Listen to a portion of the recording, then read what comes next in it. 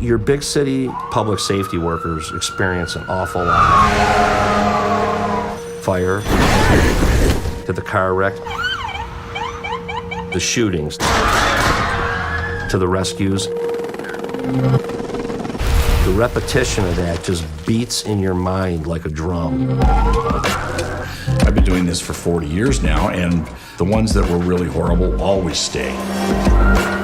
It's just not normal stuff. Mentally, physically, guys are burning out. Have you ever in your career attended the funeral of a firefighter who's committed suicide? Yes.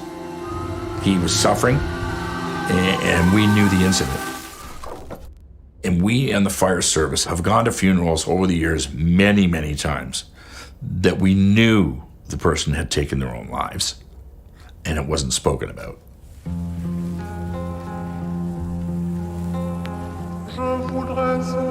Your body's breaking down. I think those dark voices take over.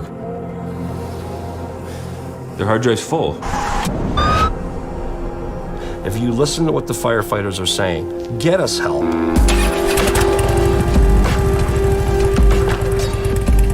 For me, I know that I'm a different person once I've written. It's wind therapy. It's help. Bikers are bad. That stigma's still here. We need each other. We can survive with each other. You take us away from each other, someone's not going to survive. When they see us coming up the street, some bad guys get out their way. We firefighters, nothing else. And the motorcycle is my medicine.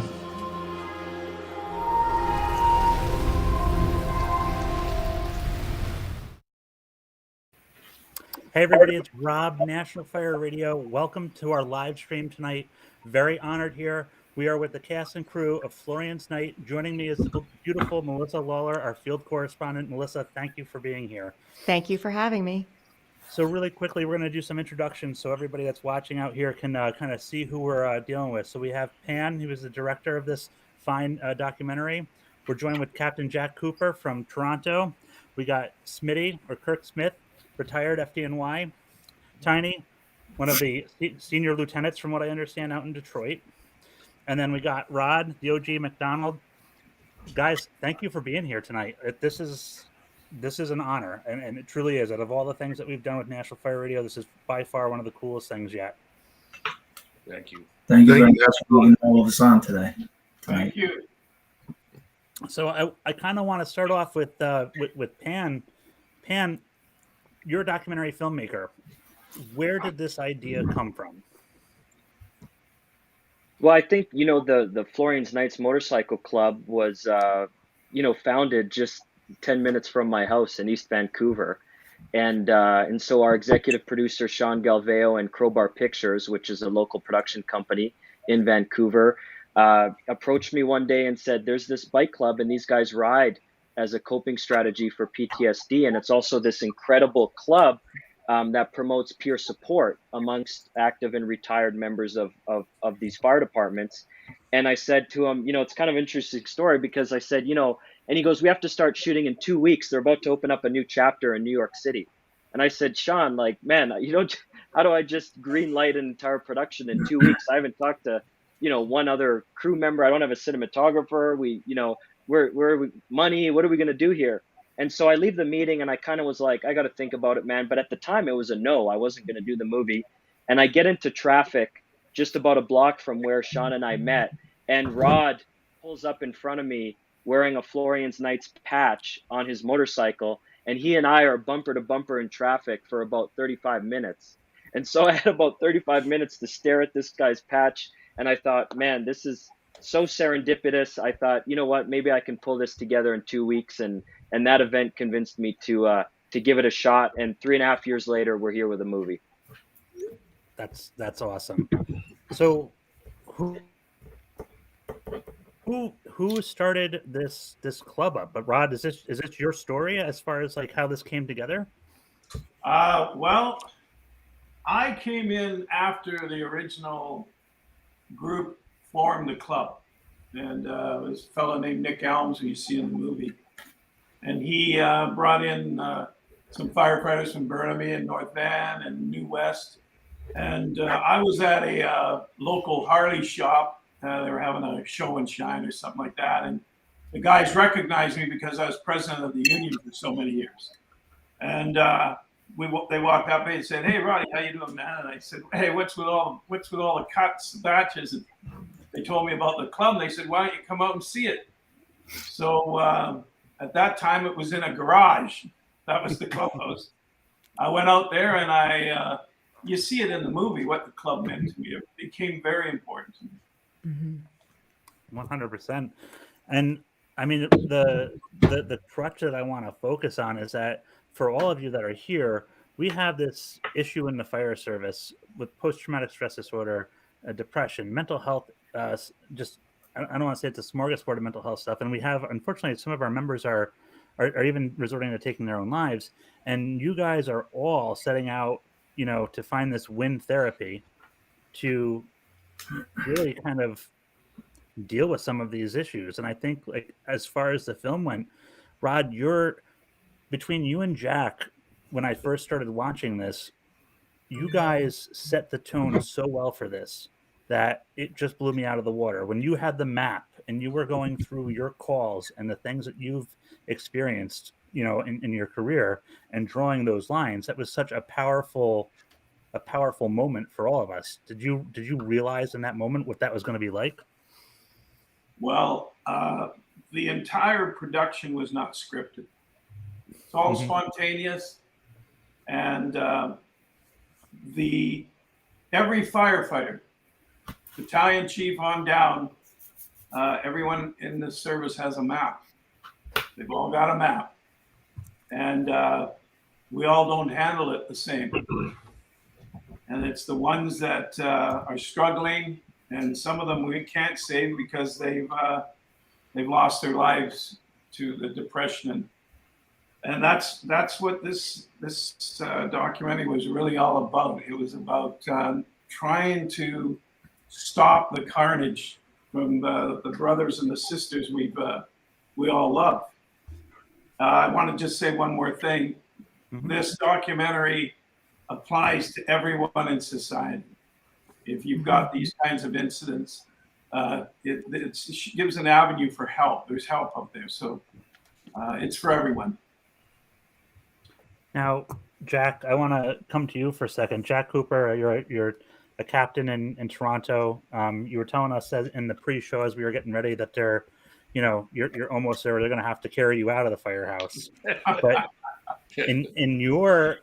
when you started going through, I'll say I want to call it, I don't know, and Pan will correct me if I get this wrong, I could put an opening monologue. I was like, all right, let's see what this is about. And I felt myself having the emotions of anger, sadness, and frustration because, like, I thought of the multiple single patient that I could have in a shift who is overdosing on opioids, or just some of the run-of-the-mill calls that we run every day at work, and it's just kind of slowly grating on us. And that's the difference. There are people out there that experience a problem. One call can make the difference. I mean, the example that I can use all day long is Tiny sitting here with us today, and our brothers and sisters in Detroit face fires all day, every day.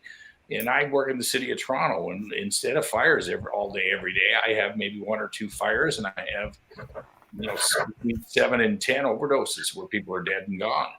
And so it doesn't really matter what the nature of the call is. It seems to affect us all the same way, regardless of what it is. And over a long period of time, if it doesn't get you in the short term, it's going to start affecting you in the long term. And I mean, we all don't know each other. We're from different parts of 2 different countries, and our experiences have been the same. What I do know about it is that if you talk to all these people out here, you'll find out that they feel better after they ride the bike. They feel better, and thank God for the film came along, and Dr. Vaughn and the science proved that all of us were out there riding. We're feeling better And maybe the cup was less full after that experience. So you know what? It was a really good thing. Now, Tiny, Detroit, right? Everybody knows Detroit, and Mike, isn't here. Yeah, hopefully he jumps in here. But like the one thing that I think everyone forgets about Detroit is that on top of the heavy fire load that you see, you're still a regular fire department. There's still all those other calls. There's the car accidents. There's an EMS aspect of the job. Melissa and I were kind of talking about this earlier, and I remember listening in on a Devil's Night where I think it was Engine 50 came across somebody who had been assaulted, and they put him in the engine and took him with them to the fire because that was the safest option for this citizen. And I said to myself, I'm like, that's absolutely insane. I heard this radio transmission live, and I feel like this is where somebody says, "This is Detroit. Welcome to Detroit Fire." But like, you have the stress of these fires, and then you have just everything else. Can you kind of touch on that aspect of it coming from like one of the senior lieutenants in Detroit? Right. So I hate to use a cliche from Heartbreak Ridge when Clint Eastwood say you learn to adapt and overcome, right? But essentially that's what happens, right? It's adapt and overcome. And so back in 2014, I believe, after the city went through its bankruptcy, we started doing the medical calls, right? So now we see those on top of the fire load. Each company now is responding to 6 or 7 medical runs, be it overdose, cardiac arrest, or whatever, on top of the car accidents and everything. So, right. So we are now in the game that everybody else is in. We get to see those calls. So we have to learn how to transition from just strictly fighting fires into the medical world. And we've done that quite well over the past 5 or 6 years. But one of the things I did want to share was that we had several members just recently commit suicide. So listening to Jack and all the things that he, you hear him talk about in the movie, it's unparalleled as to what he's saying. 2 different countries across those 2 continents, we all deal with the same things day in and day out. And the movie, and I remember when Pan came to Detroit with the concept in the movie, I thought it was just a wonderful idea to get everybody involved, and we just see how everybody, acts across the country. And then once I saw the final product, and I get to see Jack and Kurt and Rod. By the way, I love the line. That's his medicine, right? Yeah. That was the culmination of like relief. Like, I'm not alone. Like, there's everybody else is doing the exact same thing, and so all across the country, you're all doing the same thing. Absolutely, yes. 100%. Now, Smitty, you come out in this movie from New York City, and you guys are looking for a home. And I gotta try to paraphrase this the right way because I can't. I don't want Conroy to be upset there, but like you guys were looking for something in this, and a lot of times what he explained as far as the Axemen went was when he was looking for the Brotherhood came out through this organization and through this club, and it filled a void that was drastically needed in his life. Like, how did Florian's Night come out for you guys who were just trying to, I don't want to say like find your path, but find the path to walk or really ride. Most of us were already riding, and we were with another fire department club. And we were a lot younger guys, and we started talking amongst ourselves saying, hey, listen, we could do our own thing here a little bit. And we did it the right way. We waited another year, talked about it again, and then we got together with 5 guys and said, okay, it's time to make our move. And we looked around, we went over names, we looked at other clubs, and our president, Matt, found Florian Knights in Canada, and he spoke to them, and here we are today. There's some bumps in the road, but now it's all smoothed out, and this is the final product right here.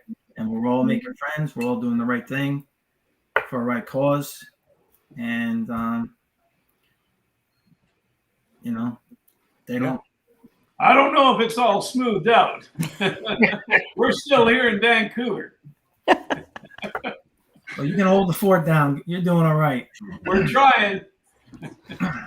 And Just one of the things that I thought was really authentic about this was when there was that scene where Rod, you guys were sitting around the table, and you said, when I started in the department, and they were like, "Well, was that back in the 1930s?" 1930s, right? Yeah, you and they immediately started busting your balls. I'm the senior guy here, and that really to me was like, I was like, this is legit. Like, this is the firehouse. Well, we're 10 minutes into this, and no one's called me David Letterman yet, so that's a victory. Yeah. Oh, I see it now. I do see it now. There you go. Well, it is remarkable how we come from New York City to Canada, and these guys flew here to New York City, to our firehouses, to the Bronx, to our own homes, hung out with us, never even met us. That's large right there. That's brotherhood right there. Not even in the States. It's different countries. Brotherhood sticks together. Doesn't matter where you're from, and that's proven right there.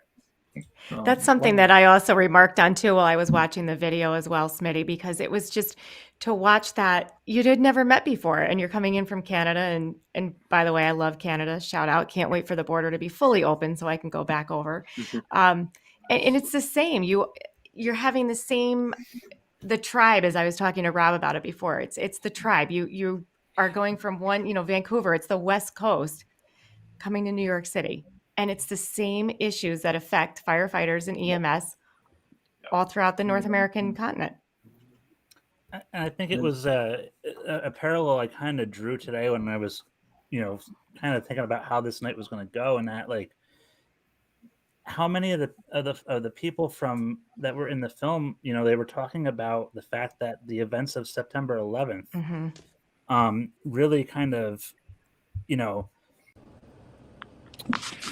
kind of made them get up into this profession. And then here it is, this motorcycle club comes down to New York City and kind of gets formed there. So it was like full circle. Everything came right around. So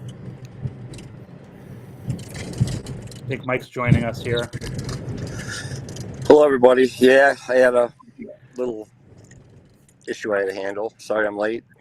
It's okay. So for those of you who are who's joining us right now, it's Mike Nevin. He's Mike. You're currently a battalion chief, correct? That's correct. Chief 6, East Side, Detroit. Yes. Welcome. I appreciate you being here. Hey guys. Nice to meet you, Mike. Nice to meet everybody. Mike, I love the shot of your ear, brother. Like, as a director, I really love that. I'm driving. I had to take my son home. Actually, I'm trying to hear on the phone here. He's got. It's kind of weird. My son's got Addison's disease, which is we just found out about this about 1.5 years ago. It's what John F. Kennedy had. It's an autoimmune deficiency. He's a healthy kid, plays hockey and everything, and but he's had these issues, and his medications were off, and he went to the hospital tonight, and they did some blood work, and I just dropped him off, and I apologize for being late. It's all good, Mike. Family comes first, and that's a tricky disease to be dealing with. So yeah, it's always something. It's always something. But I don't know what the discussion's about, but I wouldn't mind piping in. You guys know Pan knows me. I'm never at a loss for words. No, that is true. I know you. Yeah, I know you well, bro. That's why I'm staring at a picture of your ear right now. I think sorry. You'd come to the table with something unique, bro. I love it. It works for the camera as usual. I'm trying to listen for whatever reason. The volume is like. Well, thank God, Mike, your ear is clean. I'm like sitting here going, well, I got a beautiful ear. I mean, both. I mean, I'm a Q-tip fanatic, so it's I'm in pretty. Yeah, my ears are in good shape. Yeah. Well, I think the big thing, guys, I just wanted to touch on is that, when we started making the movie, and it was, the Florian's Knights having been founded in Vancouver, I really thought it was an isolated event, that there was just this one group of guys who found the bike by chance and formed a club, and this was the first thing of its kind. But that's what, not only blew me away, also tripled the film's budget. is that I realized that we had to travel to all these different cities across North America, and to kind of really show the trend that exists here. It's an international phenomenon. It's not just North America. There's clubs all around the world of first responders who ride and who depend on wind therapy. So, that was just a really interesting experience for me to be like telling the executive producers, like, I got to go to Toronto now. I got to go to New York City now. There's this huge club, the Axemen in Detroit, who are like the originals of this. And I've got to go see what this is all about. And next thing you know, we're tripling the film's budget, and it takes 3.5 years, as opposed to what I thought it would, we'd be kind of a year and a half and we'd be done. But it just goes to show that there are hundreds of thousands of people who rely on this for their mental health. And that was really surprising to me. I had no idea it existed before I made the movie. Yeah, 100%. So, Mike, we've just kind of been going through with everybody, but like since you popped in here now, like you played this really unique role in the film from my standpoint, because one, I'm former union president myself, so I can't imagine what your shoes were like walking through. But the fact that you kind of took the action that you took against the city of Detroit on behalf of the firefighters to recognize the issue and move that forward was kind of, it blew me away. What was that like for you? Like how did you get to that moment?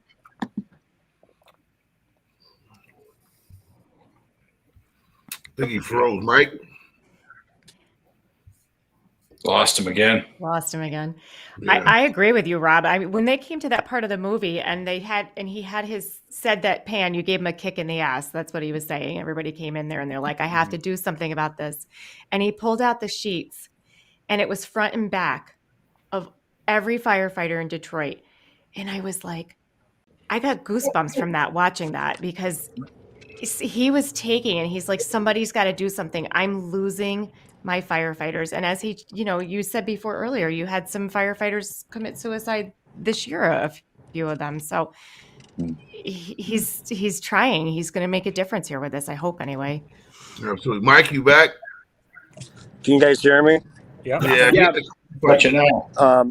I kind of I lost you for a second, but I did hear the question. Detroit's a unique animal. It's probably one of the biggest facades going. I mean, they basically throw us out there and we fend for ourselves. We've had quite a few suicides. We've got a lot of self-medicating. But this is a situation across the United States that I know, more than likely Canada, with budget cuts and the increase of runs, not only with fire and EMS, but with police. And, you're going, Detroit just been, it's off the charts as far as what we do, but it's one run after another. And once they added the medical component to our workload, now we're going from an infant choking or an infant, that's deceased, to a fire, to a car wreck, to a fire, to another kid, you're being yo-yoed mentally. And it's every day over and over and over. And Detroit is unlike any of these other cities with our run load, our run volume, and as violent as the city of Detroit is. And then the size of our department is so small. They've cut our department under 1,000 men and women, and I mean, we're just getting crushed here. We've got a current Mayor Duggan, who stood up and said he was going to get us mental health, and at a funeral for a firefighter that died with a heart attack, Kevin Ramsey, my firehouse, ironically, and nothing's ever come of that. We had the international president, Ed Kelly, come into Detroit and sit down and say, in his Boston accent, that he was going to come in here and help the firefighters. And he hasn't done shit to help anybody in Detroit. We've got no PTSD program. The International's done nothing except blow hot air. He sat next to our mayor and said that they were going to bring in a program here to help our firefighters. They did a mass study, and nothing came, a mass interview throughout the department. Nothing came of it. The new to this mayor, they've allowed that lawsuit just to grow dust. And that lawsuit that I filed covered every firefighter for any type of self-medicating or whatnot, where nobody can. They say, well, just come forward and self-report. Who's going to self-report on a fire department or an EMS department or a police department and say, yeah, I'm an alcoholic? You're going to be suspended, or you're going to be looking this. And a lot of firefighters didn't want to go to the movie theater and watch it because they don't like to beat their own chest. But I tell you what, they've all seen the movie and they like it. They're not too happy with the turncoat firefighter that turned into a police officer. Nobody is. Nobody is. What a turd! That guy. I would like to. I hope he's listening. I'd like to meet him someday to tell him to his face he's a turd. Yeah, and if the Hells Angels want to help us, at least somebody's going to help us. At least somebody took. At least somebody reached out. And yes, the motorcycle thing is big. And the Axemen in Detroit have been going on for they've been about 20 years plus. And it is a wind therapy. And I tell you, most of the members have come to me and asked when the second movie is going to come out that gets deeper into the brain. And the way the movie ended was almost like a cliffhanger, where they were starting to, guys want to know what's wrong with them. And they want to know, that was really interesting how you ended that movie, Pan, with, the brain signals and whatnot, and getting into the science of the brain. And that left a lot of our guys wanting more information. And you'd think that the International Association of Firefighters, that collects an exorbitant amount of dues, would assist you in your attempt to further this cause. Has the international even? I just wanted to say, Rob, Mike's cut out there. There's 3 union presidents on this screen right now. You, Rob, Mike. I was union president of Vancouver for 15 years, executive board member for over 20. Battalion chief, 35-year vet, 7 as a battalion. And the movie, we saw the scenes, but what Mike's referring to isn't unique to Detroit.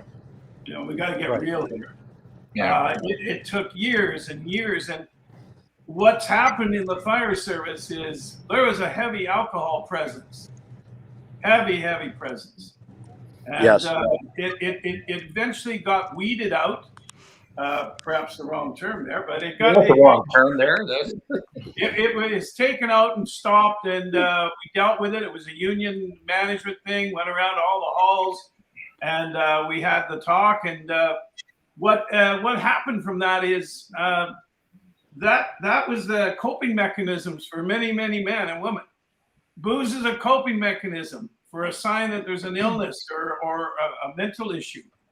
And it then has gone into other substances, and it has culminated many times. Instead of death by the bottle, you get death by the rope or the gun.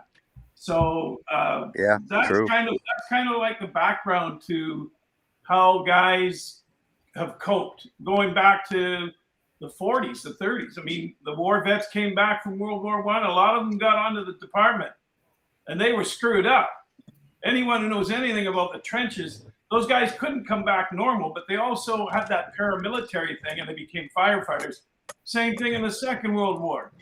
So they all had their coping mechanisms, mostly booze. So when Mike's referring to the city, how many times do we butt heads saying, these guys are sick, man, they need help. They don't need suspensions.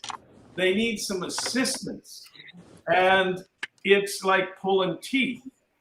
We've been fairly successful over the few years in Vancouver. It's better than what it was. But man, listening to Mike's story, I thought he was reading my notes. Yeah, and I think this is a common thread that we see with all throughout the fire service, is that we're asking for help. I know Jeff Dild, Firefighter Behavioral Health Alliance, says it's last saving ways to save others. But one of the things that's really coming out in the forefront of all this is that, like, we're asking for the help, we're not getting it. But that kind of leads us into what we've got here.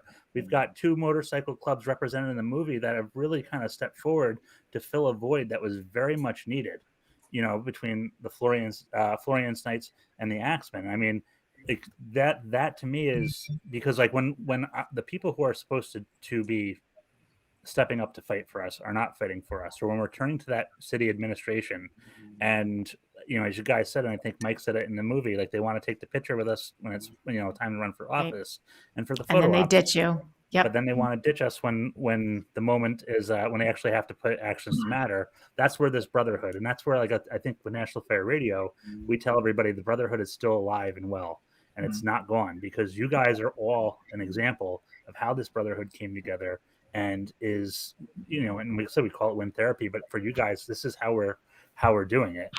Mike, I would like to say I'm sorry that Detroit has done that to you guys, your men and women that are in uniform there.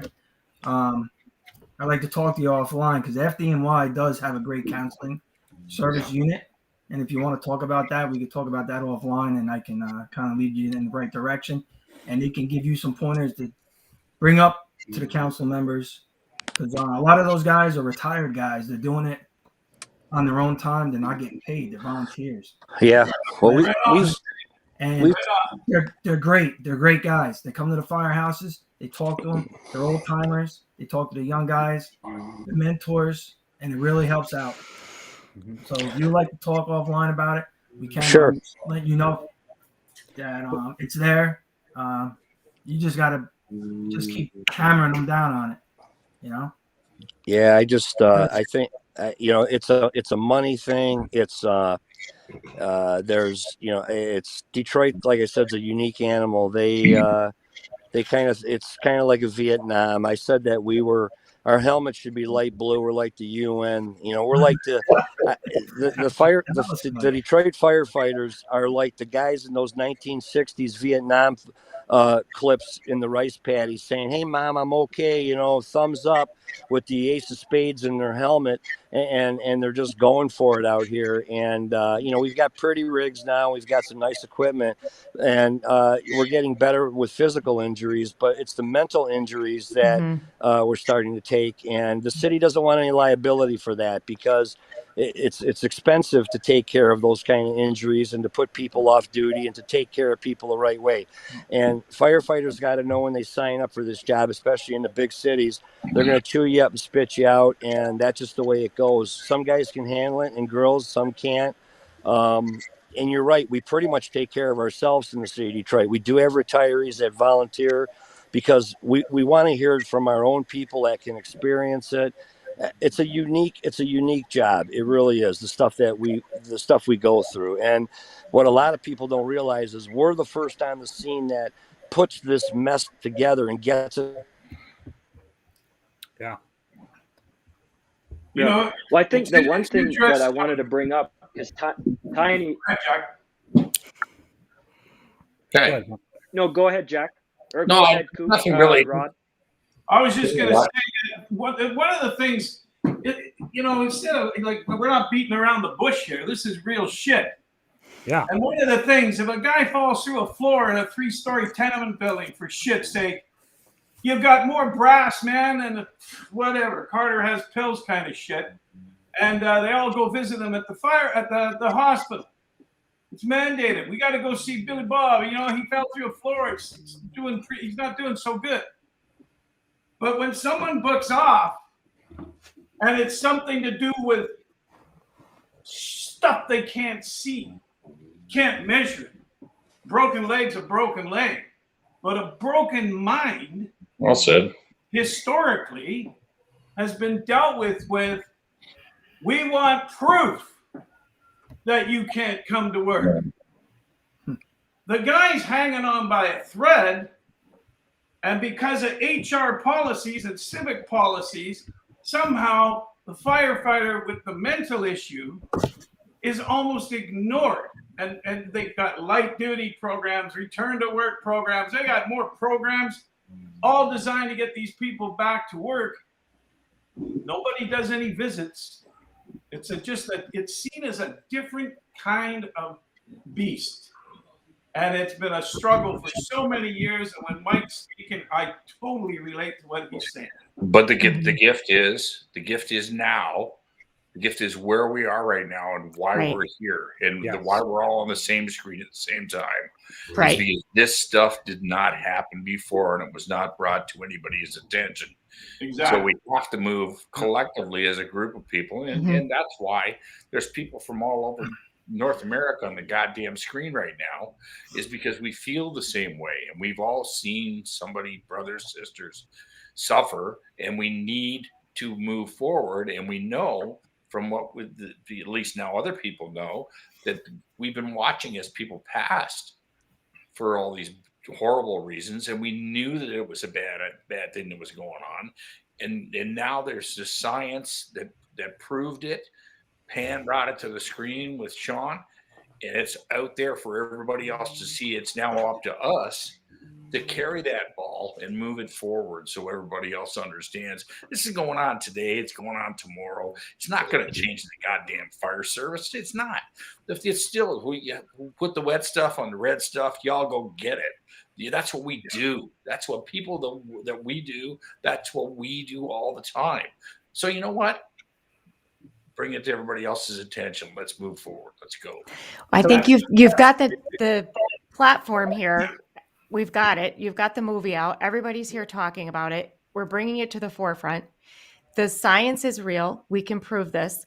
There's so much research right now. It's cutting edge. I've been reading a lot about it in the past 2 months, and it's generations deep. So I think, Rod, one of the things that you brought up in the movie that hit me was when you talked about your grandfather coming back from World War I, and he didn't talk about it. And you said your dad went to work. He didn't talk about it. It's that generational trauma that's passed down from father to son to daughter. It's just passed down one right after the other, and it lives deep inside us in our family units. And then this cycle continues, and then we get into the service of the first responders, and we have all these daily micro traumas that occur day after day after day. And what we're doing then is collectively as a unit, as a first responder, because you're not able to cope, like you said, the coping mechanisms. What you've learned in your family unit is to clamp down and not talk about it. I'm not going to talk about it. There's that shame factor that's there. Shame is huge. And until you start, and now we've got this platform, because until we start bringing the dialogue to this and get rid of this shame and say, I need help, and have somebody else say, I'm here. So I'm going to be there for you. And we start talking about it. Yeah. And for, so like Tiny, I'm curious for you, because you have Axemen Detroit, right? Like you've had the members come into the club, and even as a line officer, like, what does this look like from your end? Because we talk about it in the movie, but like, can you give a little insight here? Because like, we know when our members are hurting, but I feel absolutely right. And so, listen, Kurt, Schmitty brought up some points about the older guys coming in and helping. I think one of my main responsibilities, I got two responsibilities, right? I got to make sure my guys get paid, and I got to make sure they go home safe, right? Mm-hmm. But also as a supervisor, I have to be able to evaluate my men physically and mentally, what they're capable of and what they're not capable of, right? I have to look at his gear and say, hey, time to get a new helmet, get some new boots, right? But also I have to recognize when he's having issues, and I have to be there for him, right? And that's one of the things that I wanted to say was, we do need outside help, because none of us are professionals, right? Mm-hmm. But that doesn't mean I can't sit and talk and listen to a guy problems, right? Yeah. I have to be able to do that. And that's the part of the Axeman that I love. Mm-hmm. If I can't, if a guy don't want to talk to me at the firehouse, hey, meet me at the clubhouse when we get off shift. We can go talk privately down at the clubhouse or any place, right? Right. I have to be able to do that, because I have to count on him just like he has to count on me in all things when the bell goes off, and even when the bell isn't going off. And so, although we do need that professional outside intervention, we still have to be able to recognize, not be the person that's saying, hey, this guy's he's soft because he can't handle it. Because we've all been there, right? We've all been there where you put the hand through the baby while you're actually crawling looking for the baby, right? You can't deal with that on your own, but you can certainly deal with the guys that were there with you. You don't take it home to your wife, your kids, or whatever, but you certainly have to be able to talk to these individuals that you work with on a daily basis, in and out, talk about your problems, give examples of shit you went through as a young man on the job, how and what helped you, and now how can you pass on that expertise or what you know to him, right? So we have to be somewhat accountable to ourselves and to each other, not just when the bell goes off. I'm gonna count on you, buddy, to get me out of here. We have to count on each other all the time. My guys know they can call me anytime. I don't care if I'm at work, I'm off work. You can come and talk to me anytime. And I take it upon myself to go to them. Hey, what's going on? You got any problems at home? What's going on? Because we have to also realize there's a lot of people that commit suicide that aren't firefighters, right? That means some of the guys who have issues, they may or may not necessarily be from the job. They could have issues off the job, right? That contributes to them wanting to, off themselves, whatever. But being a true friend, a true leader, a true work buddy, you have to be able to have those conversations, not just once, not just twice, because you can clearly see something's wrong with a guy, and he'll be like, "No, I'm good. I'm good. Okay, I'm gonna let it slide right now, but later on this evening, I'm gonna say something again. The next work day, I'm gonna say something again. So I'm not gonna leave you alone. If I can clearly see something wrong with you, I'm gonna keep harping on it myself. Then Keep I'm gonna circling back, right? Right, and then I'm gonna make those phone calls to who I need to make those phone calls to try to get some type of intervention. I'm not gonna say I'm always right because I'm certainly not a professional, but I have to hold myself to some accountability to the guys that I work with, and not just to give up on them. I think, Tiny, it goes back to the idea of like, if we show up to a vacant and people are like, "Hey, there's nobody in there," like, I don't take the citizen's word for that. Like, if the space is tenable and I can make entry in there, I go and search that house and I make sure that there's nobody in there. So when we have somebody that we're asking, "Hey, are you okay?" and they're saying, "Yeah, I'm okay," but we know that they're not, like, we have to have that hard conversation. We have to ask those tough questions, especially those of us who are in those leadership positions, because that is why we got promoted, or that is why we are a leader, is we are going to ask those questions. We can't just sit back and be like, no, he looks fucking miserable, and I've never seen him so sad in his life. But he told me he was okay, so he's fine. So it's got to be all right. Jack, I mean, you've been on for a year and a day. Like, how do you like, what the Tiny's response there? Like, what's your take on this? Because I mean, I would assume you're going to agree with them, but like, well, yeah, and more than just that, it's the same thing. If you want to wear that hat and you're going to be that guy, it's an integral part of being a good crew. It's just to be able to talk to each other and understand that the other person may have something else going on that's not making them feel well. We're never going to be trained enough. We're not going to be trained enough to take care of the mental health issues that we see inside our own fire departments. But the reality is, if we talk to people and we all start talking to each other, maybe that helps a little bit. Maybe it point them in the right direction. I lost a guy 6 years ago to he was a bipolar guy, and somebody, my superiors, came and asked me to do them a favor and take care of the guy, and I said sure, because I knew a lot about drug addiction and about alcoholism, because that was personal stuff for me. I got a hold of him. He was on my crew and he was bipolar, and then you know what? I didn't know what to do, and I didn't know how to deal with it. And I reached out to other people and made sure that did everything that I could possibly do. We still couldn't save the guy, but we knew he was sick. And you know what? We see, all of us, every single person you see in the film, everybody that you see in the fire service sits with this stuff every day. And we know that somebody is sick. And when we try to do the right thing, we try to, but we got to bring it to the forefront so that the people with the better training and the ability to help the people have the opportunity to do so that we don't get left with it, because we'll do the best we can all the time. What do we all say all the time? Give us tools, get the fuck out of our way, because we'll do the job. That's not something we can do properly because we don't have the right tools. So I like this to bounce off of that as well. All you guys are officers. I retired before that. I didn't take a lieutenant's test. I was a senior guy. I did 20 years in the Army infantry too. So my leadership skills came from the military, transferring over to my fire department career. And I deployed twice while I was still on New York City Fire Department, to Iraq and Afghanistan. Thanks for your service, Yeah. Smitty. Thank you, Smitty. Your service. And I applied those skills when I went to the firehouse, and I became senior man because it happened real quick. A lot of guys left, and then next day you're moving up through the ladder there, and then you're the senior man in the firehouse. Everybody comes to you, everybody looks up to you, and then you got to know everybody's life and problems, just like I was doing in the military. Yeah. And it came easy for me. A lot of guys didn't like it, but that's your role, even though you're not getting paid a lieutenant or captain. Still your role to train the guys and to know what's going on in their lives.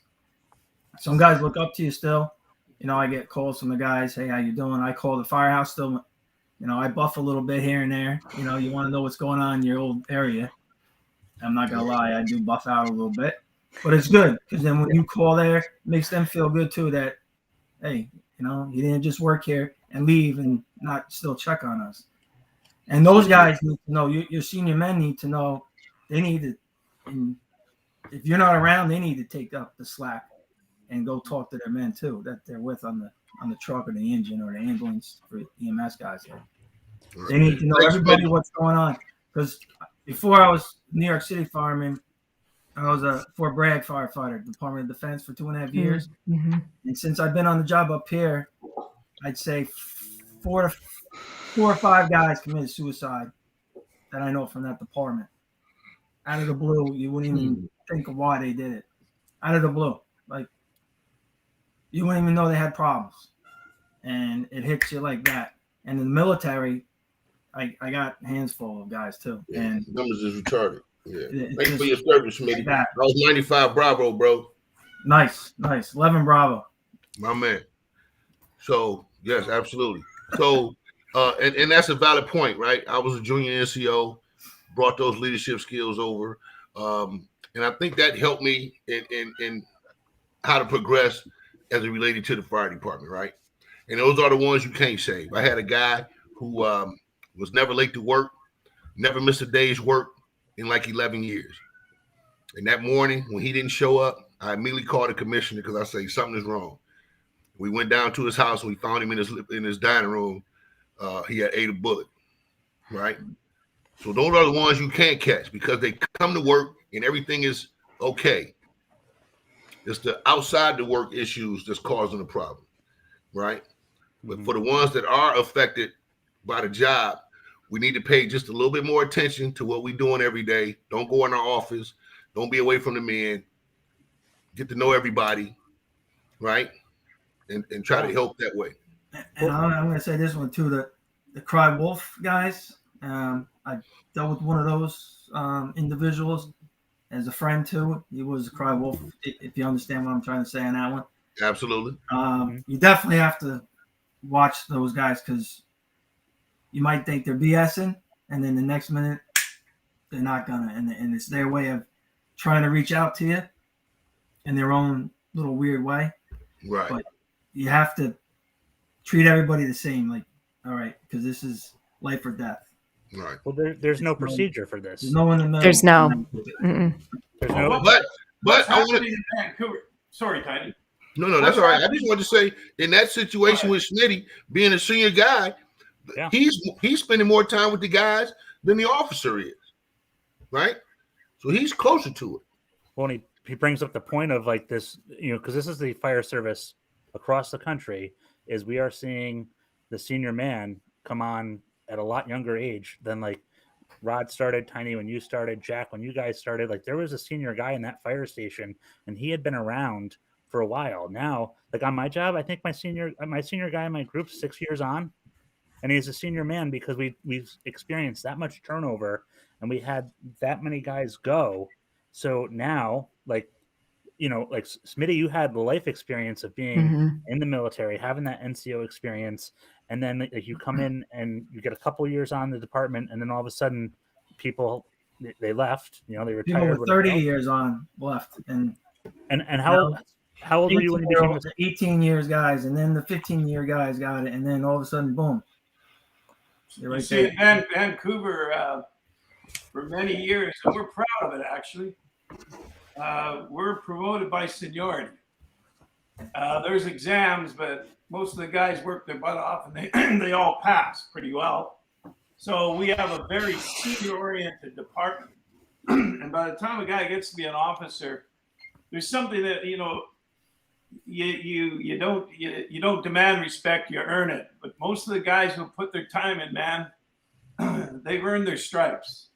And I would say the overwhelming majority have the respect of the crews they command. So what's happened in Vancouver, which is what Jack was referring to moving forward, is there are now awareness programs for all the players, but it's heavily oriented at times towards the officers. And one of the lines that comes out of it is, if one of your guys doesn't seem quite right, it usually means he's not quite right. And a guy like it sounds so simplistic, but Tiny referred to that unfortunate soul. He didn't show up for work after 11 years. Something wasn't right. We didn't get a chance to help that guy that time. But moving forward, and that's the beauty of this movie. This movie is incredible. I really, truly believe that. I don't know a guy named Oscar. I think this movie should be an Oscar-winning movie for the documentary down in LA.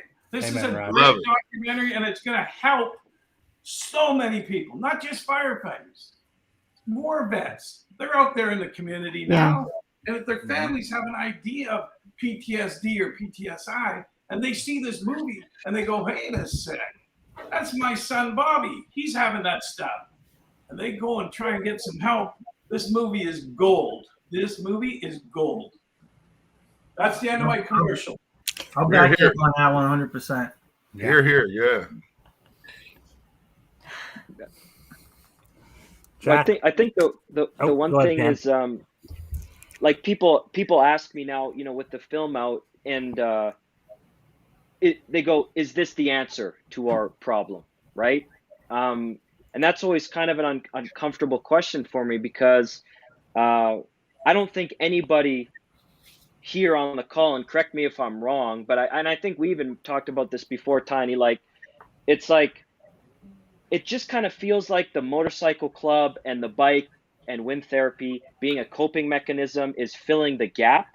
But I just want to know for everybody here, like when people ask me, you know, Pan, are you telling me that wind therapy is the answer to the issue of post-traumatic stress injuries in the fire service?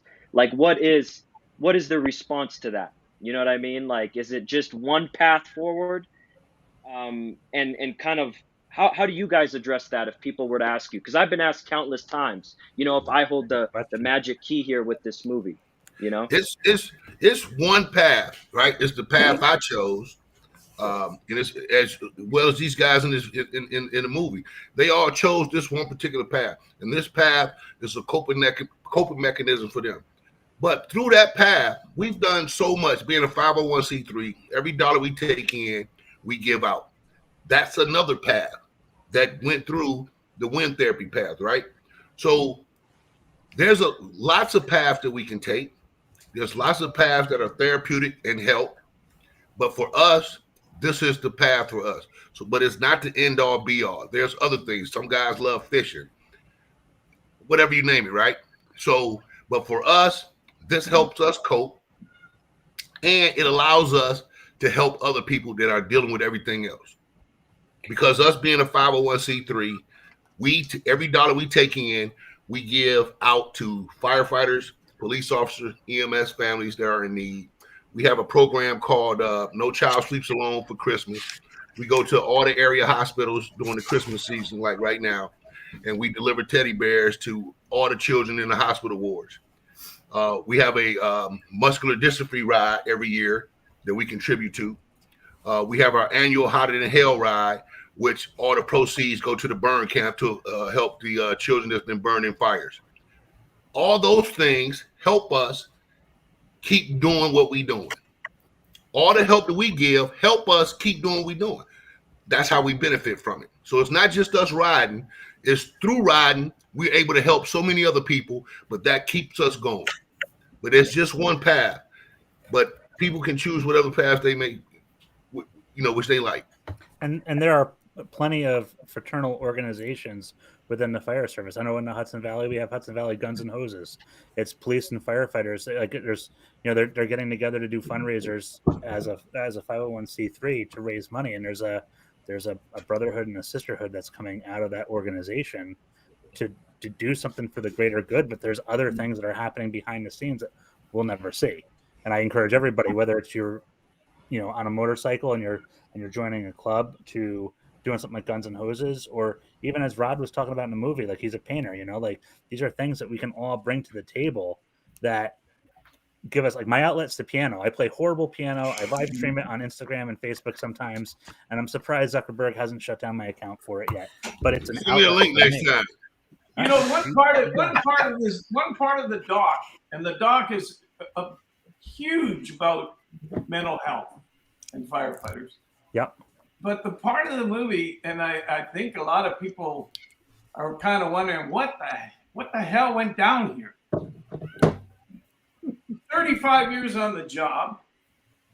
Part of running, like the burn camp that we run every year, we have a standalone 5-story building in the middle of Vancouver where parents of burnt survivors, children, they can stay there, much like the McDonald's program that Smitty's involved with, or was involved with. I think he still is. We got all the stuff that Tiny referred to. We have meals for the kids that don't have any breakfast. It's meals in the schools. We got the pink ribbon campaign for cancer. Our local, our union has, and I say this without any hesitation, we have an incredible amount of philanthropy that flows out of our organization. All of the men in the movie who were Florian's Knights, every single one of them were good human beings, are good human beings, outstanding firefighters, impeccable service records, and with that one picture, kaboom. And when I said to Smitty, well, maybe it's not over, I used to wear that cut. Smitty. And one day after the picture, gone. And a lot of people, I think, are confused about what the hell went down. That's a Canadian thing, Rob. Canadian thing. That's all it is. Well, I think that's the big, why I asked that question about, like, the bike being the answer is because I've had audiences from around the world, ask me, why go through it? Why, there are hurdles that come with a motorcycle and being in a club. There are inherent hurdles that exist. And so I just, we made the movie to speak truth to power as to what it is to be in a club and what it is to ride. But I mean, why do you guys, and I'm just personally curious, because remember, I got the audience asking me, they look and they say who directed the movie. I want to say something real quick, Payne, and to Rod. It's so wrong that what happened to you guys, because like what you just said, you're helping children, burnt children, you're helping families, you're helping your own kind, firemen, military, law enforcement. You're helping them out when they're down and out. Isn't that our job? Yeah. To help out others that cannot help themselves. Yeah. So it's a disgrace that even happened to you guys. Yeah. It's a disgrace. Yeah, you're helping your own, and look what happens. And well, in the movie, Brad Stevens is a Vancouver firefighter. Apparently, I never heard of the guy. He's a cop. He said he didn't really want to help people so much as to catch bad guys. I like the helping part. Yeah. Always have.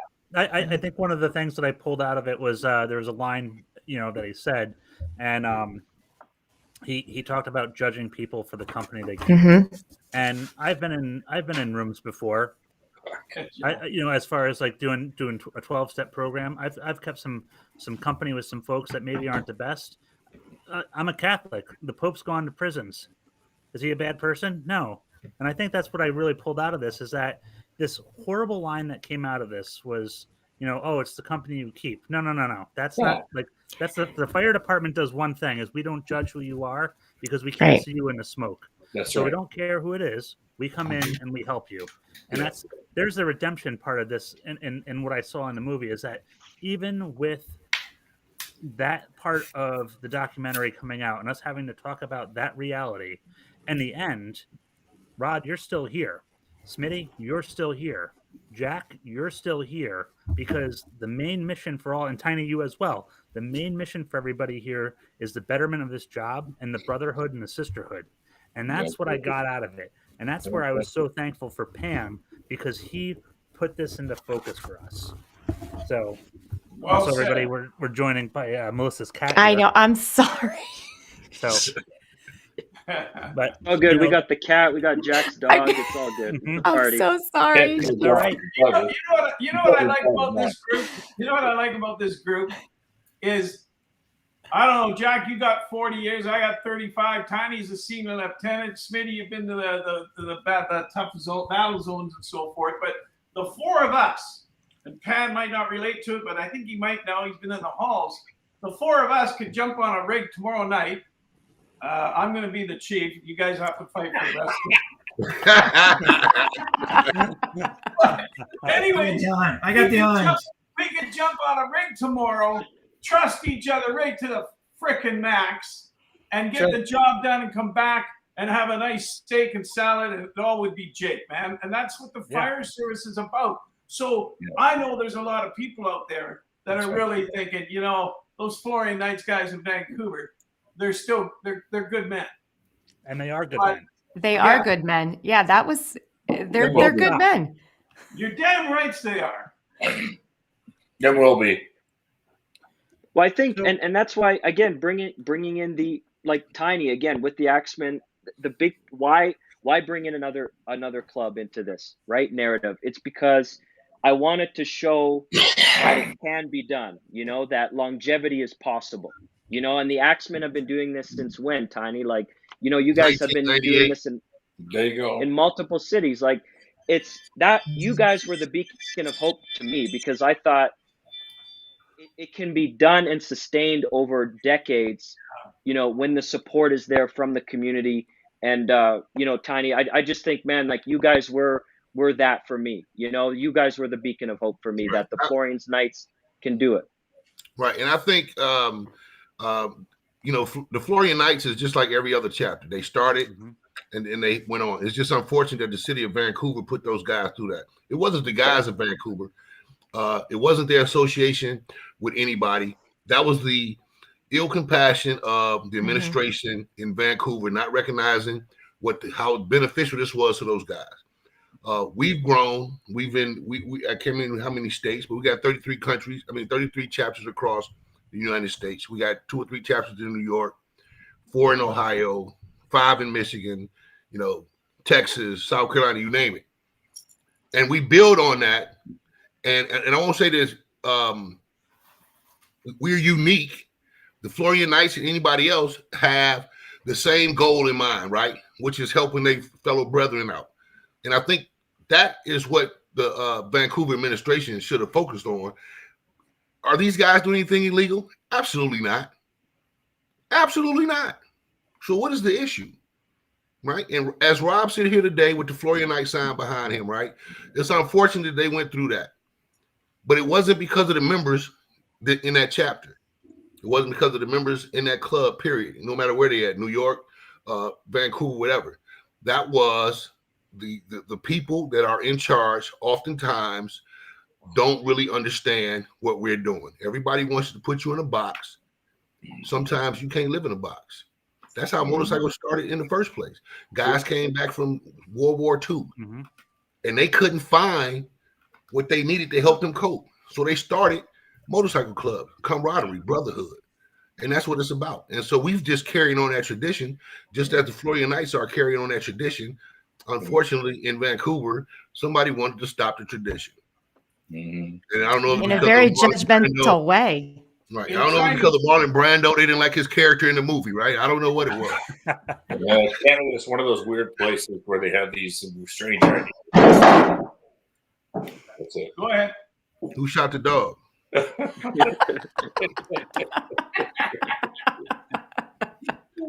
But so let me just. No, I wanted to say about Tiny. When I saw your club, I thought, "Damn, that's nice." You could see it, man. You could just see it's a great club. And Smitty, right now, what is it? The Montreal Canadiens hockey team, they won about 16 zillion Stanley Cups in the past, but they have from these failing hands, we pass the torch for you to carry on. You guys are carrying the torch, baby. You're the Florian Knights. He knows I just wish, man, I could be a part of it. It's just, I'm so stoked about you guys carrying on, and Jack's joined on, and you've got some other chapters happening. That's wonderful. That's just so good. So have the tradition go forward. That's what you got to move forward. There's no moving behind. That's right. Right. You know? We don't give up ground. We take ground. Like that. Yeah. Right. So for you guys that, Jack, Smitty, Tiny, Rod, like Pam comes into this. And one of the things that when Pam and I were communicating back and forth in email, he sent me the, a couple infographs here and stuff like that, very professional done as the filmmaker that he is. But these guys came out and embedded, into actually capturing footage. I think, Pam, there was something I saw where you got hit with a burning branch or something like that as well. You took a little heat. I mean, I don't want to look. I mean, you want me to talk about what happened to me in front of all these guys? They're just going to make fun of me, man. We want to know. We want to know. Man, yeah. Did I get a little? Yeah. Did I get a little bit hot? Rod's going to razz me in about 40 minutes here. And I'm okay That's with that. 10 minutes on the job. And saw the enemy. Right. The whites of their eye. No, but like honestly though, like you gained the trust of everybody here to come into the fold, right? Like we're fire department's very open and like as far as what we do, but like when it comes behind the curtain, like you and your crew had to prove what you were there to do was right and correct and just. Because we don't just open up the doors. Like I can't knock on the door, or at least I don't think anyway, of a motorcycle club and just say, "Hey, I'm not a member. Can I come in and see what's going on and poke around?" Like that's not how that stuff works. But you, in what you were doing, you were able to do this. Like for the guys that were involved in the film, like how is it getting Pan to understand this culture and to see this brotherhood and to figure out what he was doing? Because I would be suspicious as all get at. I'd be like, what's this guy doing with a camera in my firehouse? Is he going to try to make us look bad? Like, is this some kind of, because I think that's what emergency services done, right? I don't want to trust anybody that's in Toronto. I can tell you when Pam was and his film crew were following with us, and we have a high call volume. And his guys kept getting off the truck, and I had to tell the medics and the other people that run the other part of the medical calls that no, they're not filming you, and he wouldn't film the patient. They're filming me and my crew. I would have to tell them all the time because they're not used to it. They don't want to see it. And it's Canada. For us, it's it's all very private. No matter who is on the ground, they try to take care of that. And Pam was aware of that. But the reality was, as soon as the emergency services saw that there was a film crew around, it was a tense moment many times, and he got to see it. And he had a lot of fun doing it, I think, except for the ones that were, 20, 30 calls into the day. It got a little bit tiresome for the guys coming down all the time. Yeah. The way it is. Yeah, well, I just full disclosure. I mean, it was months and months and months and months of earning everybody's trust. Mhm. It probably that journey went all the way to the moment I finished the movie. I think Tiny, you watched the trailer, man, and trust me, you weren't the only one who gave me a text like, "Oh, okay, what is this really going to be?" You know what I mean? I think when, and because I knew that we were in our uncharted territory, so to speak. And Smitty, with you guys, it was an ongoing conversation for months, about trust earning and what's in and what's out and why am I doing this and why am I doing that? And that was a dance we did for 3.5 years. It wasn't like we signed the dotted line and everybody's kumbaya from day one. It was a constant give and take. And by the end of it, and when we saw an end product, I think the guys on this call were happy with it. But it was a dance for, the HR department of the fire department of New York didn't stop calling me once I told them for the first time, that I was going to be in their firehouse. We had calls until the very minute the movie was finished. You know, I can't believe that. That's Yeah. the city of New York. Yeah, and you know, but even in Detroit, I know, like Tiny. I mean, you can speak to this, man. I mean, there's a lot of people running around filming you guys doing calls, right? Especially, you know, Devil's Night and all the fire volume with the structure fires. There's a lot of cameras, and I think a lot of people thought we were just another crew of what I like to call, you know, trauma porn seekers, right? They just want to, you know, let's just try to get the biggest, baddest fire and throw it on our YouTube page and go home. We were roped in with that group of people until people saw the movie. Eventually, it took that long.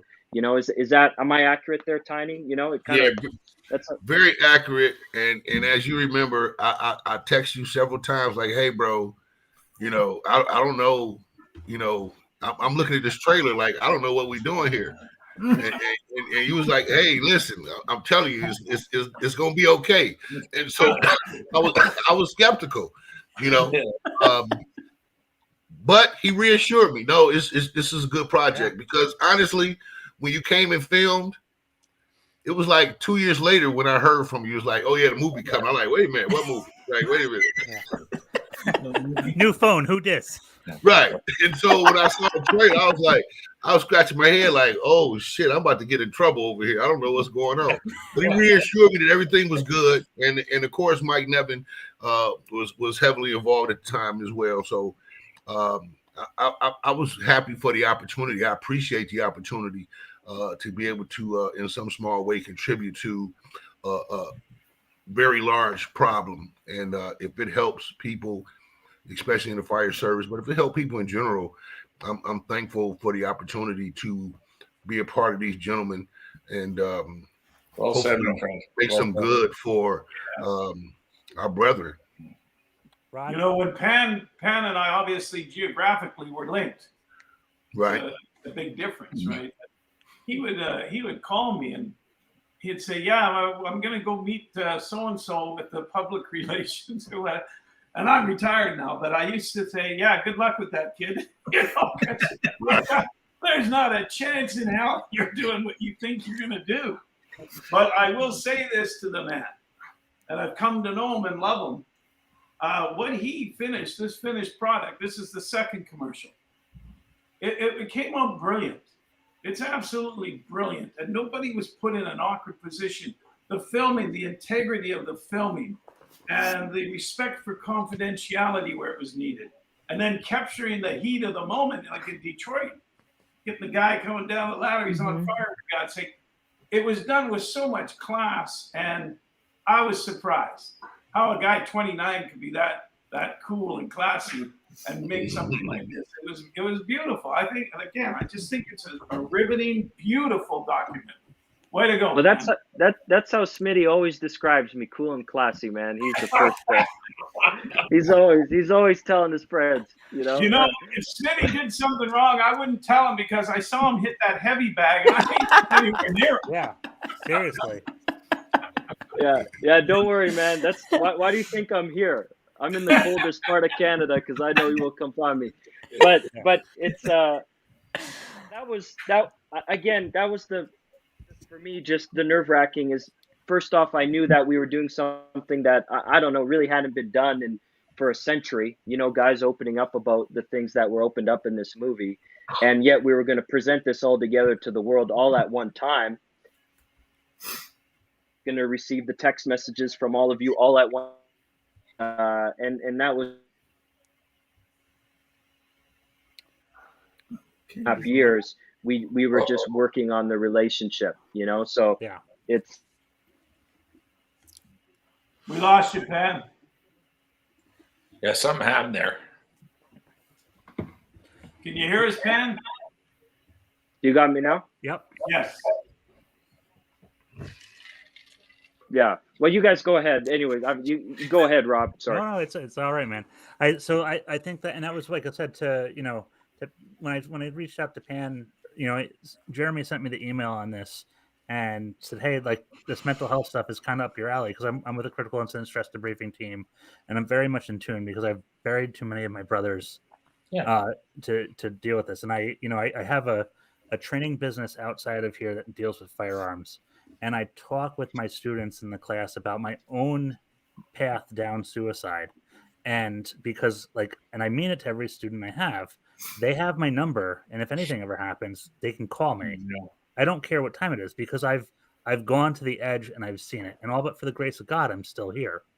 So when this film came out, I was skeptical at first, just because I said, "Oh, is this going to be a buff thing? How's this going to be?" And within the first couple of minutes, like I said, Jack going through what his day is like in Toronto, Rod doing the map, Tiny, one of your members hit it out of the park when he talked about there's this checklist of things to do, where to put your gear when you leave this job, but there's no checklist of how to. That was a great moment too. Yeah. Yeah. I wrote that down too to talk about. I was like, wow, he hit that right on the head. Yep. Where do you go when you retire and you hand in what? Hand in all that experience? You can't. There's nothing. There's no vehicle for that. And that's Tiny, when you referred to the guys coming back from the war, when I retired, one day you're in the service and you're balls deep in it. You could be at a 5-alarm fire, and the next day the guys all shake your hand. They've had a big dinner for you, and you walk out, and to just show you how it impacts you, I sat down at the table and nobody brought me my coffee. That ends. There's no more. There's no more. You're the chief, and here's your chair, and there's your coffee, and that ends. Make your own coffee. Absolutely. It's such a profound change in your life, and we tend to kind of forget about those guys. A lot of them are hurting. But I would like to think we don't. Like, we have a retirees breakfast every month. We just had a retirees luncheon. Over 100 retirees showed up. We can't forget, one, they're friends of ours. We still talk to them and deal with them on a day off. I was at the cigar bar last night with 3 retirees. We have to keep that connection. We have to. Unfortunately, some guys do lose it. They move away, all sorts of things. But one of the things that happens in Detroit, and I'm sure it happens everywhere else, once you get hired by the city of Detroit, when you walk in the firehouse, there's a little section on the wall, right, of death notices. Once you become a member of the Detroit Fire Department, you will get one of those slips of paper, right? You will get one of those slips of paper. Somebody will look at that paper when it comes out and be like, oh, wow, I remember him, right? Everybody who signed on the dotted line gets a slip of paper, no matter where you are, active or retired, you will get a slip of paper. And that's one of the ways we memorialize the guys that we work with. I didn't hear you. I'm sorry, Jack, I didn't hear you. No, it's just I feel for the way you've said that, and the way that is the truth, and it still is the truth. I used to go into the station, and we would see in Toronto. Our reality was the guy retired September 30th, and by November 30th, we also got the funeral notice, which was horrible. Absolutely. It was tragic and horrible. Yeah. But because we wanted to remember the first notice and didn't see didn't even make notice of the first notice. Then we got the second notice, and it's tragic. It's horrible. I want to restate something here. I have to interject, because if any of the brothers in Vancouver are watching this, they're going to chop me off at the knees. We have a retired firefighters association. We have a retired firefighters dinner every year, attended by over 300 men. We have a firefighters association, and there is tracking. There's sick notices put out. It's run just wonderfully. So I need to restate what I was saying, and I think what I was trying to communicate is, when you're employed and when you're a brother and you're at the station, there's a chance to oversee it a bit. But some of the boys, like Tiny was saying, they get lost. And even though that we have these associations and dinners, they get lost. And I guess there's not a whole lot you can do about that. But I just wanted to make sure you guys knew that. Rod, it's funny too, and Tiny, to go up with your point, like some of the guys move away. I was at Joey D, the Joey D Memorial Training event down in Long Island, and the Joey D Foundation, a great organization. trying to provide bailout systems and personal escape systems for firefighters throughout the country. I met a firefighter whose dad was retired and he lives down the street from me. And the guy looked at me like it was nuts when I gave him my contact information. I said, hey, if dad needs something, have him call me. Like, and he was like, oh, he doesn't, I was like, no, like, I want you to know, like, local 2623 is right down the road. And like Arlington's right up the street, the city of Poughkeepsie is here, LaGrange is here. Like, your dad's not alone here. So if you ever need us to show up, like, you reach out, and this union and this brotherhood is here for you. And like, for the guys that are retired, and like Tiny, you're talking about some of the guys that go away, like, check in. I don't want to say like check in with your local, but check in with your local. They want to hear from you. The young guys want to hear from you. Like, you're not going to burden them. That's a great message. So, all right. So we've been going for about an hour and 20 minutes, believe it or not. Like, I don't want to say we start wrapping up here, but like the last question that I really have for everybody, and I start with Jack, just because he's in the top right of my screen here. When it comes to this film, what are you most proud of? Most proud of the fact that there were all these people in other places all over North America that felt the same way I did. And the Florian's Knights, Matt Sabini and the guys from New York brought it to the forefront. That it had already been going on in Vancouver, in my own country, and I didn't realize what it was. And they had a common goal in mind. It was brilliant. And then we're going to raise money and do everything right for charities all the time. And we're going to try to help each other out every once in a while, because we knew that there was something else going on, and we found bike riding was helping us all. So I'm very proud of the fact that that's been brought to the forefront, and that Dr. Vaughn has made it, medically announced so that it's true. So that's what I'm proud about. So It's all good. Smitty, what about you? I'm going to jump on what Jack said. I'm all about brotherhood, being together, and from being in a different country and being in the States and being in Detroit, and we're all coming together doing the same thing, and no problems, and everybody's getting along great, and we have a meaning. It's wonderful. It's wonderful. And I'm going to go back and talk to the guys, and I would like to say to Pan, we need to do season 2, man. It's got to have a follow-up. I'm not the guy that says yes, 100%. but I'm going to suggest it, because this is helping people. This is going to save lives, and if you save one, it's worth it. I have no doubt you've already saved a life with this movie.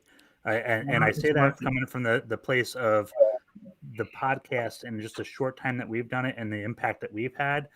I can say with full certainty that everybody that was in this film and everybody that's here on the screen impacted somebody, and you guys have already saved a life. Tiny, what are you most proud of with this? Oh, at the end of the day, I'm proud that somebody brought this closeted secret to the forefront. Right? Mm-hmm. And that's the simplest way I can put it. OG, man, some powerful words in the movie, right? And and so the impact that it has to have created or has across the country for all the people who obviously saw the movie and can look at the movie and be like, damn, I can identify. That is the most part I'm proud of, is the fact that Pan was able to take what was like hid away and bring it to the forefront. Pan, what about you? What are you most proud of with this movie? I mean, you get the interesting part that you're the director, and like, even though you filmed us, you're not a firefighter, but you really got the understanding of what we do. So what's your takeaway from this? What are you most proud of with this film? Yeah, well, I think it's the simple, it's a really profound but simple statement, in that I've had dozens upon dozens of first responders who have sat in the theater, looked over to their wife or to their husband and said, that's what I've been trying to talk to you about. That's what I wish I could have said for 30 years. And when I realized that this film built that bridge of communication for people and their families, that's it. That's all I needed to know. I just thought that if that happened a dozen times or one time or whoever, and we got all these these testimonials that have come through our Facebook page and on Instagram, and folks who are opening up about their story. And I just want to mention that we then opened up kind of a bit of an email line, firefighters at floriansnightsmovie.com, where folks are able to now reach out directly to the firefighters in the film, because I didn't expect the wave of communication that was going to come through our channels after folks had seen the movie and responded to it. And the biggest one for me was, someone with 30 years of experience in this service to be like, I've been wanting to say that for 3 decades, and your movie said it for me, for my kids and for my wife or for my husband, for my uncle or aunt, whoever it is. That to me is just, man, it's why I'm in this business, is to try to build that bridge of communication and light up the darkness a little bit. So that to me has just been really rewarding. Thanks, Pam. Rod, we saved the best for last because you got the seniority and you got the time and grade. Yeah. So now we all sit and listen. Yeah, man, you probably don't say that in front of these guys, man. Nothing but respect, brother. Podium. And back at you. He is wearing the Oscar hat, Yeah, there we go. Yeah, I was joking with Pan the other day. If we're on the stage, I'm going to say, "Hi guys, hi mom, hi dad." We get the Academy. But anyways, it's twofold for me. I'm proud of the men, and it was mostly men and women. There was Jack Skell at that call down at the basketball celebration. There was a female crew member there. I was proud of being associated with the people in this movie professionally and in the fraternity, and how they laid it all out on the line and told their stories and told it like it is. It was incredible. The other thing I'm proud of, apart from the fraternal brotherhood aspects of it, is I've had the honor in a way to read some of the communications that have come back to Pan, and the heartfelt messages from people all across North America about this movie and its impact. And I can say this pretty safely, I think Pan would back me up on it, is that the movie's already saved lives. It's already saved lives. And it has the potential to save hundreds, if not more lives. And the bottom line, if the movie saved one life, it was an accomplishment. But the idea that we're going to be talking about potentially saving thousands, man, to be part of that, I'm so proud, and I'm just proud of what we did. Really am. Thank you, Rod. Here. Pan, where can everybody listening find the movie if they haven't found the movie yet? You're pretty much on almost every demand streaming service: YouTube, Google, Amazon. Canada's got a couple extra options that we don't have down here in America. You're telling me that before. Well, yeah, it's the other way around. Is that in the United States, it's available on Amazon Prime, Apple TV, YouTube, Google Play, Vudu, all the on-demand thing. It's widely available in the United States. In Canada, your best bet is on Apple TV or through YouTube or Google Play. It's not available on Amazon in Canada, but again, you've got 6-7 options there. If people go to our Facebook and Instagram, you can kind of see where it's available on demand. And that's the exciting part right now. We did a 45 city theatrical run, and we did it during COVID, and it was crazy, and it was beautiful all at the same time. But now it's available for everybody across North America on demand at home. And I look forward to everybody, every department across this continent having the chance to see it. Yeah, amen. If anybody wants to get a hold of everybody, like, is there like you said, there's one centralized place to kind of start contacting people from the film? Yeah, I think it's the coolest thing is that we've opened up a specific address. It's firefighters at floriansnightsmovie.com, and it's people's chance to address either the group or individual members who participated in the film. I was fielding all these requests, and I remember, Rod, we talked about it. It's not for me to field those requests. That's not what this is about. It's about peer support. It's about giving the public access to the firefighters to ask the questions that they, might have never had the chance to ask because it was a closed door for so many years. So, firefighters at floriansnightsmovie.com. I'd love to see that inbox really populated over the next, 6 months because I think there's a lot of value there. Awesome. Well, guys, I want to thank all of you for being on with us tonight with National Fire Radio and sharing this story with us. Like I said, we got to do a lot of cool things with this podcast and this platform, but this is probably for me.